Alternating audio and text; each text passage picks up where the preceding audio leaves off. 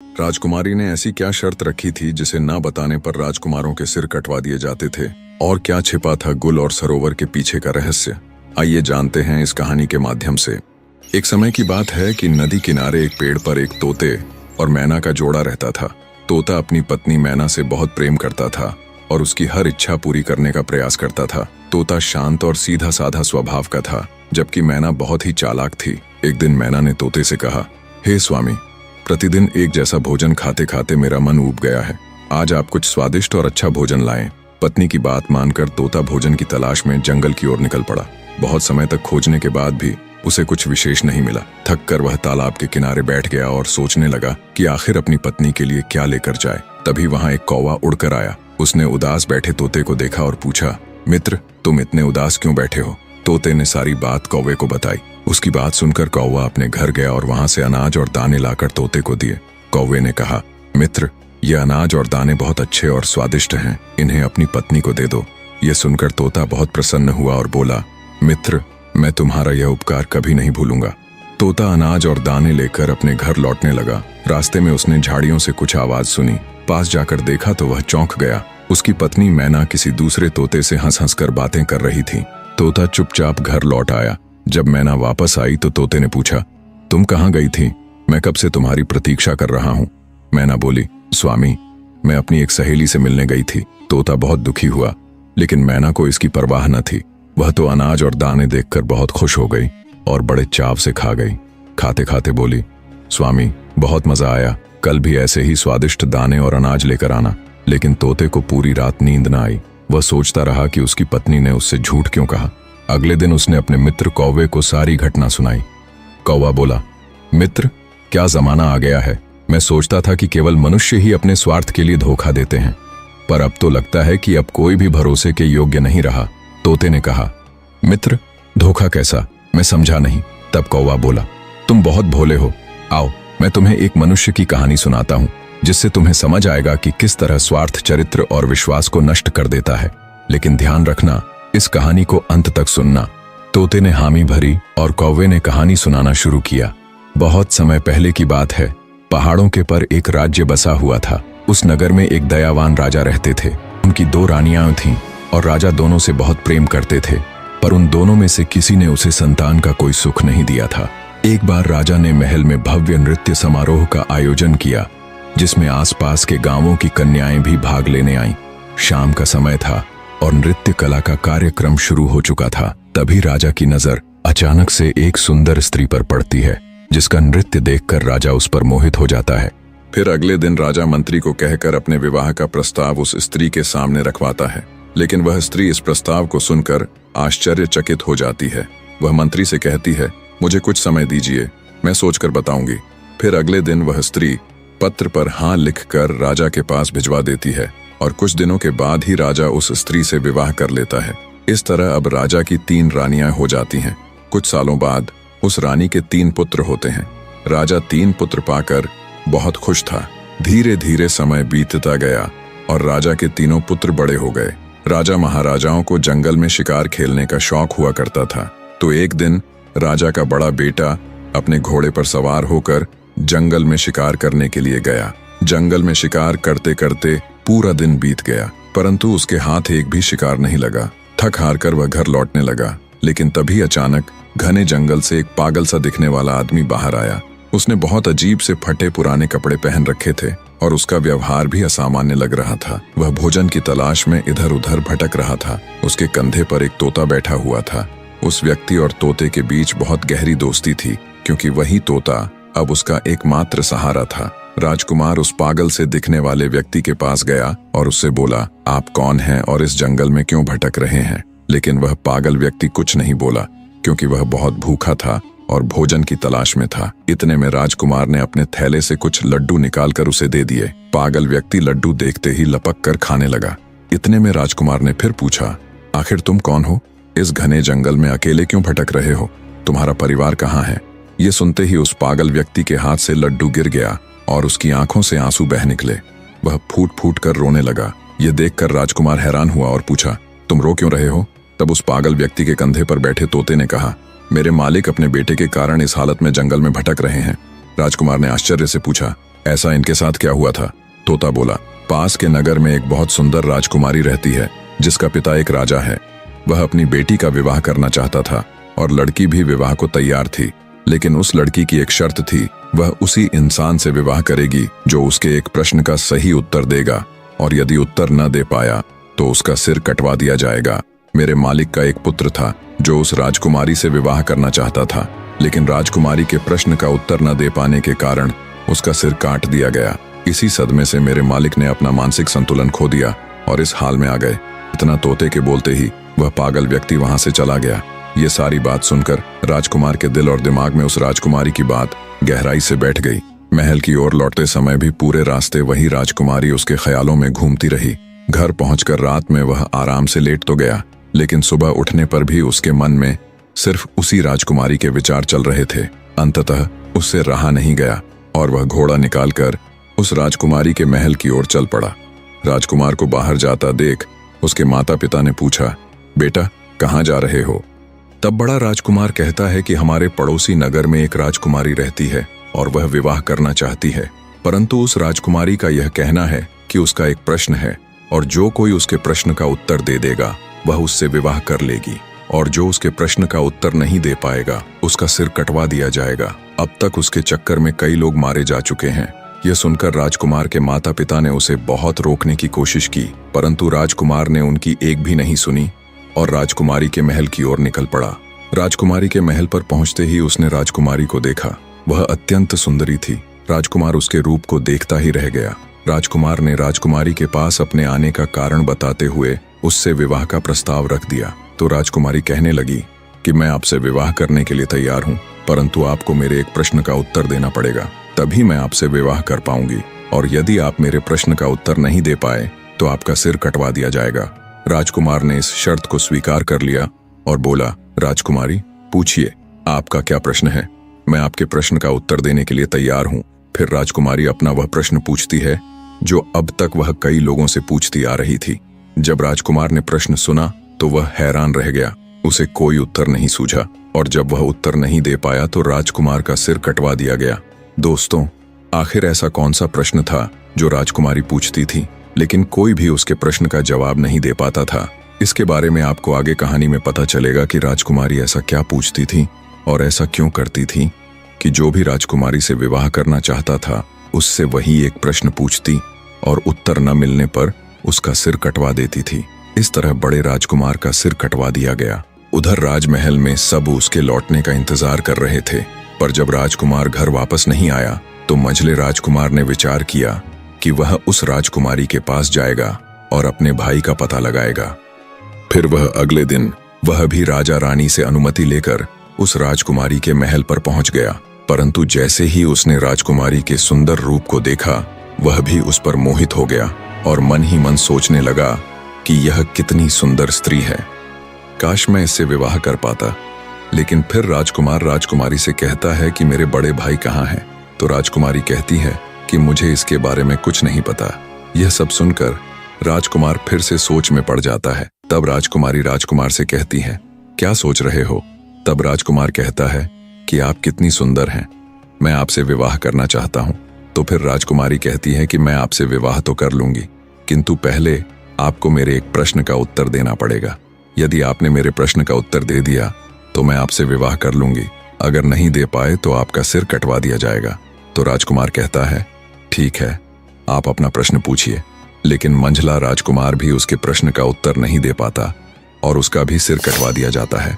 इस प्रकार राजकुमारी से विवाह के चक्कर में उस राजा के 3 लड़कों में से 2 लड़कों के सिर कटवा दिए गए। अब बचा सबसे छोटा राजकुमार जो थोड़ा चतुर था। वह अपने माँ बाप से कहता है, पिताजी, हम उस हत्यारिन राजकुमारी से अपने भाइयों का बदला लेने जा रहे हैं।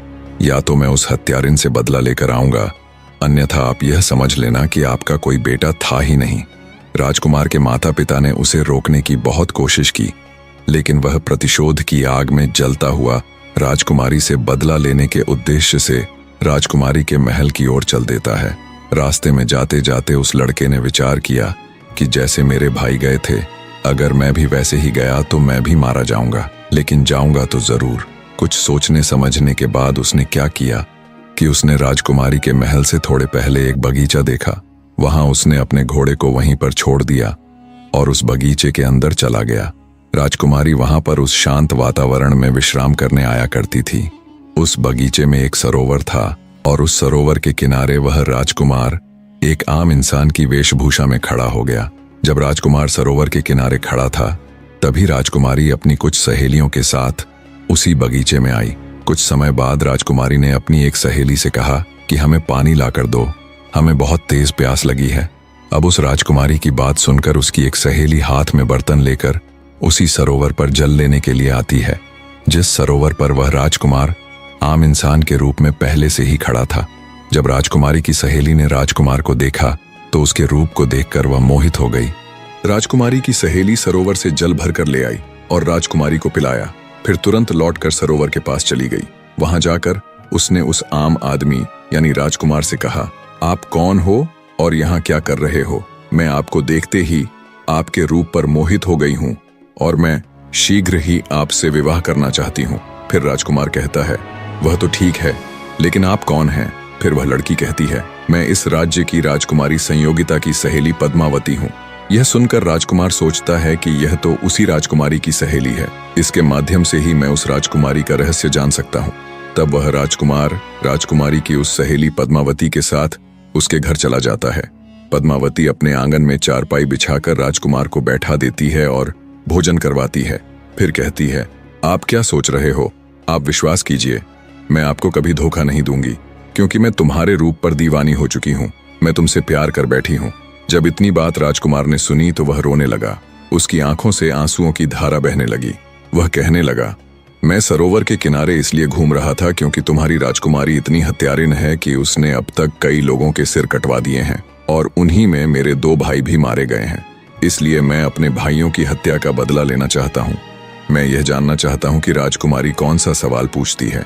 तब पद्मावती कहती है, वह तो हम आपको बता देंगे, लेकिन पहले आप हमसे वादा कीजिए कि आप हमसे विवाह करेंगे। राजकुमार उसकी बात मान लेता है।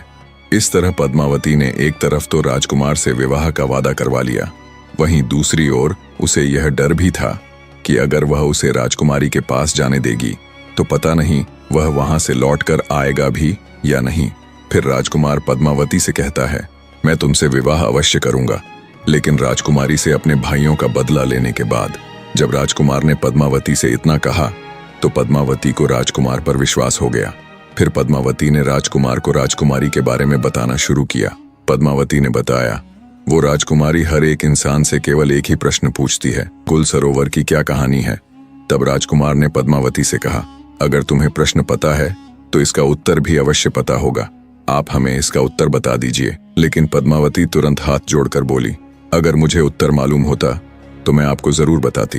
राजकुमारी के राज्य में एक साधु रहता है, सिर्फ उसी को यह गुल सरोवर वाली कहानी पता है। उसी ने राजकुमारी को यह सलाह दी है कि अगर तुमसे कोई विवाह करना चाहे तो उससे गुल सरोवर की कहानी के बारे में पूछना। हालांकि यहाँ तक कि राजकुमारी को भी इस कहानी के बारे में कुछ पता नहीं है, फिर भी वह यह प्रश्न पूछा करती है क्योंकि वह उस साधु से प्रेम करती है।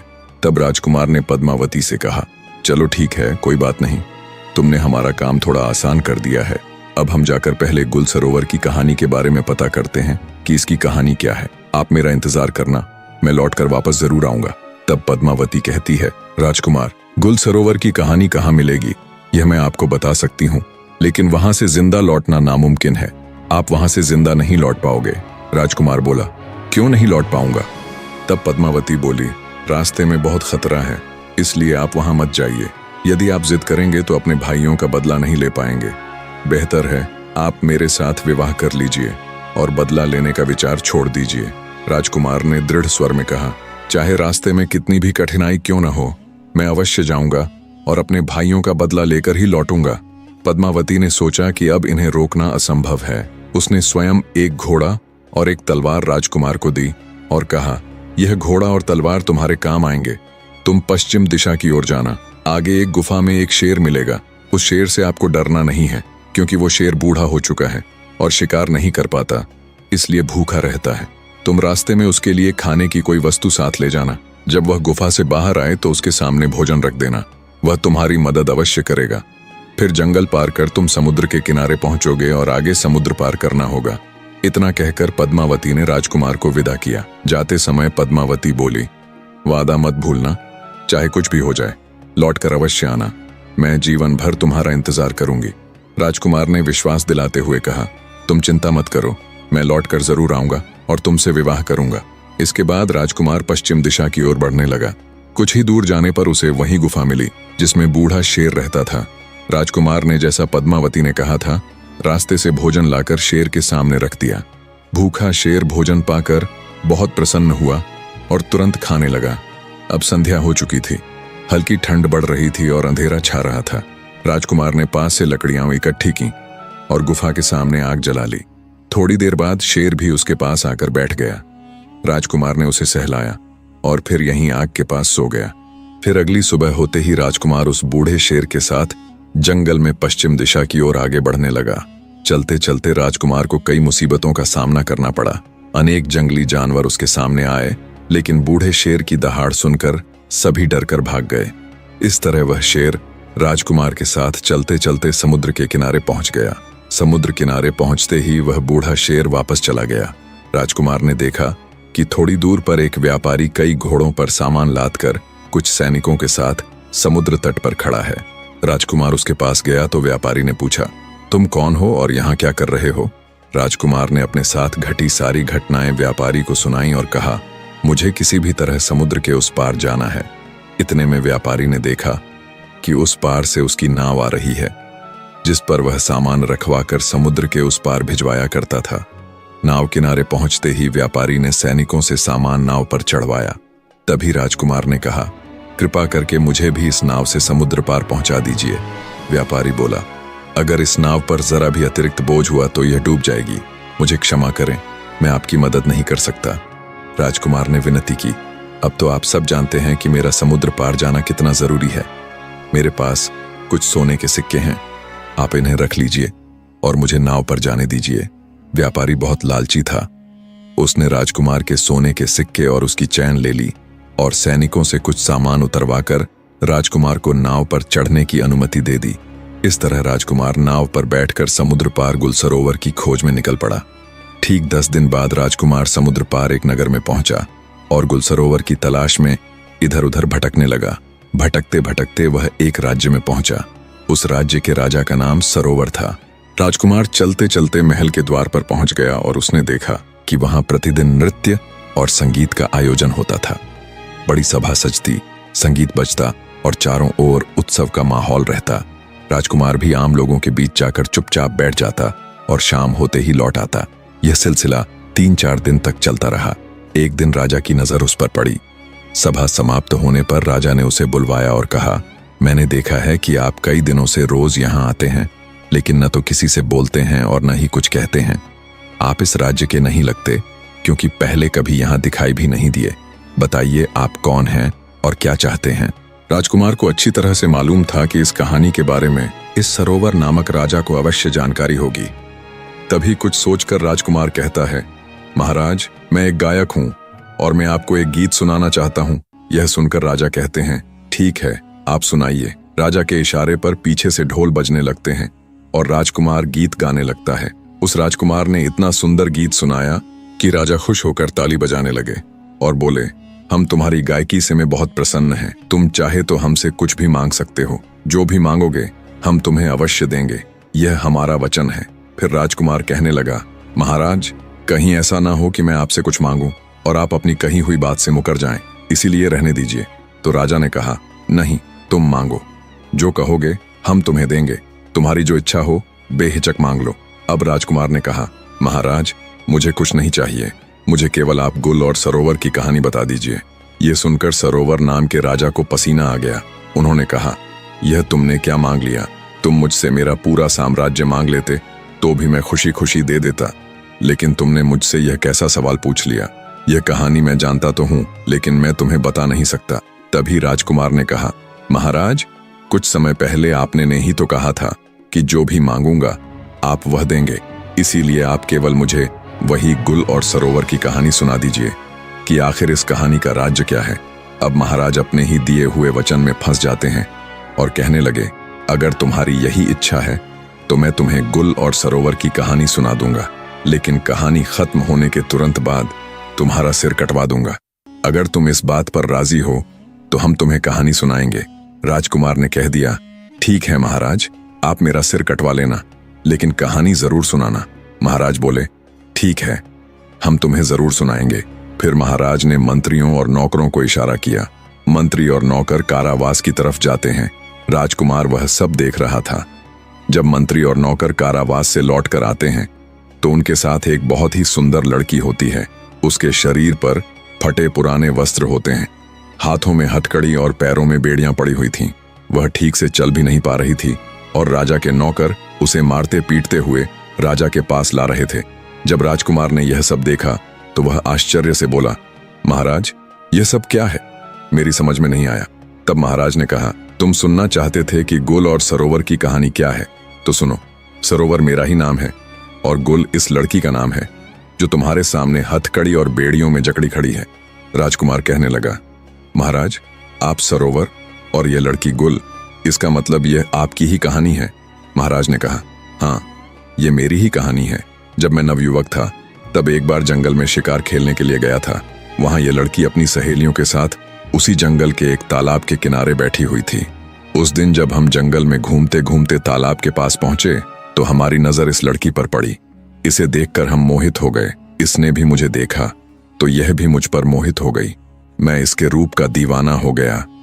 अब क्या बताऊं, इस लड़की को देखकर हम कुछ नहीं बोल पाए, लेकिन इस लड़की ने मुझे अपने पास बुला लिया और कहा, कौन हो आप, कहां से आए हो और क्या देख रहे हो? फिर मैंने उलझी हुई आवाज में जवाब दिया, मेरा नाम सरोवर है और अगर आप जानना चाहती हो कि हम क्या देख रहे हैं तो सुनिए। आप इतनी सुंदर हैं कि ऐसा लगता है जैसे हम आपको ही देखते रहें। इससे पहले कि मैं इस लड़की से कुछ पूछता, तभी इस लड़की ने मुझसे ही पूछ लिया, क्या आप मुझसे विवाह करोगे? जो बात मेरे दिल में थी वही इसने कह दी तो मैं बहुत खुश हो गया। अब यह लड़की मुझे साथ लेकर अपने घर पहुंची और अपनी माँ से हट करके कहती है, हे माँ, मैं अगर विवाह करूंगी तो इसी के साथ करूंगी, अन्यथा मैं मर जाऊंगी। उसके माँ बाप ने बहुत समझाया, बेटा, इनके घर खानदान का कोई पता नहीं, कहाँ के रहने वाले हैं इसका कुछ पता नहीं है। उसकी माँ कहती है, एक अजनबी के साथ मैं तुम्हारा विवाह कैसे करा सकती हूँ? उस समय वह लड़की बार बार अपने माता पिता से विनती करने लगती है और खाना पीना तक छोड़ देती है। अब उसकी जिद के सामने उसके माता पिता मजबूर होकर उसका विवाह हमारे साथ कर देते हैं।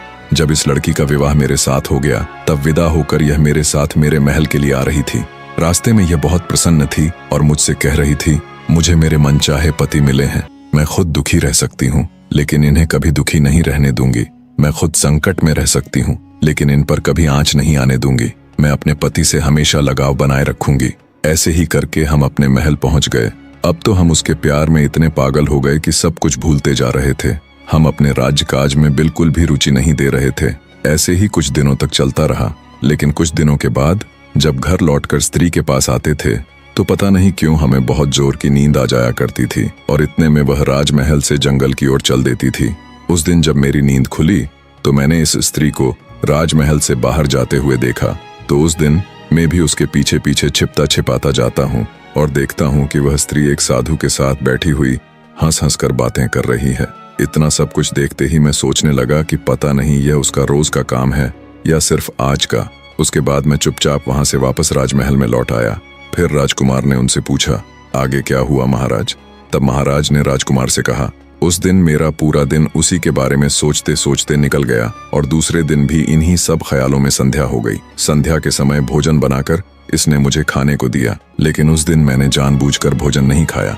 मैंने यह निर्णय लिया कि आज चाहे कुछ भी हो जाए लेकिन सोएंगे नहीं, और फिर मैं देर रात तक उससे बातें करता रहा। जब काफी रात बीत गई तभी इस स्त्री ने मुझसे कहा, प्रियवर, अब बहुत ज्यादा रात हो चुकी है, आप सो जाइए। तब मैंने आंखें बंद करके सोने का नाटक किया और फिर यह स्त्री उसी साधु के पास चली जाती है। मैं भी उसके पीछे पीछे गया और देखा कि वह साधु डंडा लेकर उस स्त्री से गुस्से में बोल रहा था, आज तुम्हें यहाँ आने में इतना समय क्यों लग गया?